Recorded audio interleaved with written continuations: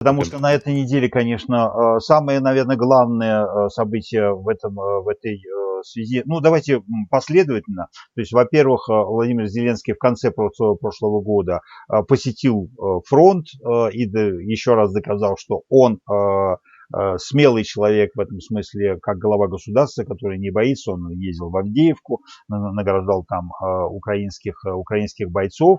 Вот, единственный, кто из российского звена попытался ему что-то ответить, это вроде бы был Герасимов, который вроде бы оказался в Крыму и вроде бы оказался убитым. Вот как здесь, это правда или неправда? Ну, как любят говорить сейчас многие, мы не можем подтвердить эту информацию. У меня такой информации нет. Да, и у меня тоже нет, и я, откровенно говоря, не очень понимаю, зачем Герасимову надо было бы ездить в Крым, потому что у них командный пункт находится в Ростове. Он туда, кстати, регулярно ездил и ездит. Вот. Ну, а если продолжать, конечно, тему войны России и Украины, то самое главное, что произошло в эту неделю, праздничную неделю, напомню, Новый год.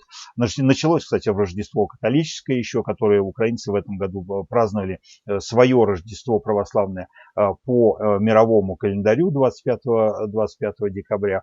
Начались обстрелы ночные и дневные Российской Федерации, причем массированные обстрелы, самые массированные за, пожалуй, даже 2 года, да, ракетные, потому что вот один из них, вот там было 150 ракет, и стоимость этого обстрела оценили в 1 200 000 000 долларов. Вот. И затем практически каждый день россияне бомбили Украину.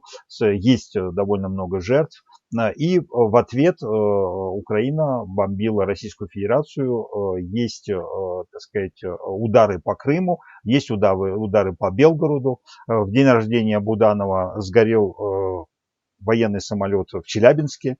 Вот, были отключения, кстати, странные в Москве, где были большие холода, и какая-то там подстанция электрическая сгорела. В результате остались 400 тысяч человек в минус 27 без света и без тепла. Да, ситуация действительно напряженная. Готовились долго к этому ракетному удару российское руководство. Очень странное восприятие ситуации в Украине у российского руководства. Здесь речь идет не только о покойном президенте России Владимире Путине, который не понимал, что происходит в Украине.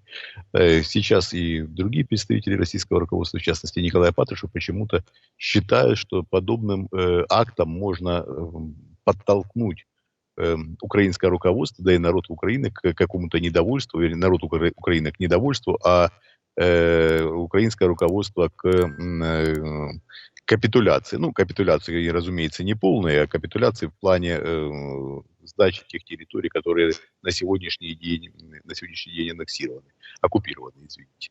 На мой взгляд, абсолютно идиотская тактика, абсолютно идиотская. Конечно, это нисколько не подталкивает украинский народ к тому, чтобы там какие-то действия совершать против власти или напряженность.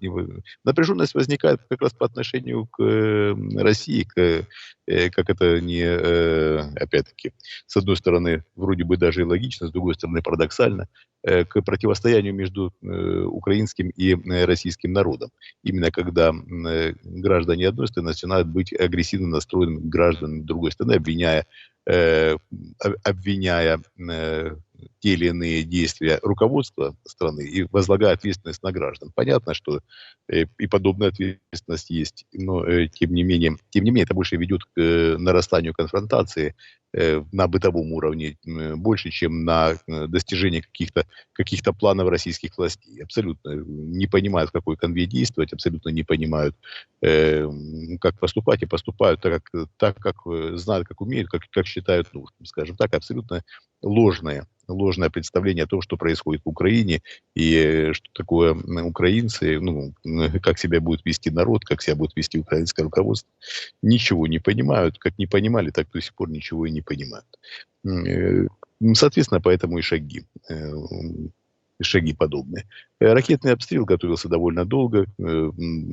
Несмотря на большую сумму, да, которая была потрачена на вооружение для применения этого удара, речь не о деньгах. Понятно, что на сегодняшний день в деньгах особого дефицита нет. Есть дефицит в возможностях, в технологиях и возможностях производства этих самых ракет. Их производится небольшое количество, и львиную долю из того, что произвели в прошлом году, реализовали во время вот этого удара.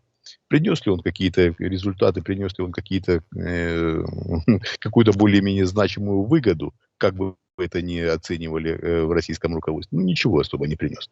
Сергей, как по-вашему? Были какие-то результаты этого удара? Я имею в виду в плюсах для... Погибшие есть, но я с вами согласен, что с военной точки зрения там истратить 2 миллиарда долларов или эквивалент 2 миллиардов долларов и получить там, я не знаю, там 30 убитых с украинской стороны, это с военной точки зрения абсолютно неэффективная вещь. Абсолютно неэффективная, при том, что результат, если был результат, То основным обратное, результатом то пытались обратное. сделать давление, показать демонстрацию силы. Ну, уже привыкли, я так понимаю, украинцы, да, к этой демонстрации. Ранее более регулярно, сейчас менее регулярно. Раньше делали, значит, много ударов по небольшими количествами ракет, сейчас делали один или там пару больших ударов с большим количеством ракет. И результат, по-моему, один и тот же, как по-вашему. Да, даже меньше, потому что вот если сравнить, допустим, с Новым годом прошлым Новым годом, да, то Украина, когда сидела, в общем, без света и тепла довольно часто, да, и люди там пользовались индивидуальными какими-то приборами, чтобы себя осветить и согреть, вот, к этому Украина привыкла, Украина научилась бороться, в Украине появилось, кстати, гораздо больше ПВО, то есть основное количество, кстати, нынешней ракеты дронов сбивается, но просто вот обломки того, что летит, падают и падают иногда на дома и на людей, на машины и так далее, и есть жертвы. И плюс очень небольшое количество, но все-таки пролетает ракеты, вот в результате чего и получаются человеческие жертвы. Но сравнить их с прошлым годом — это небо и земля.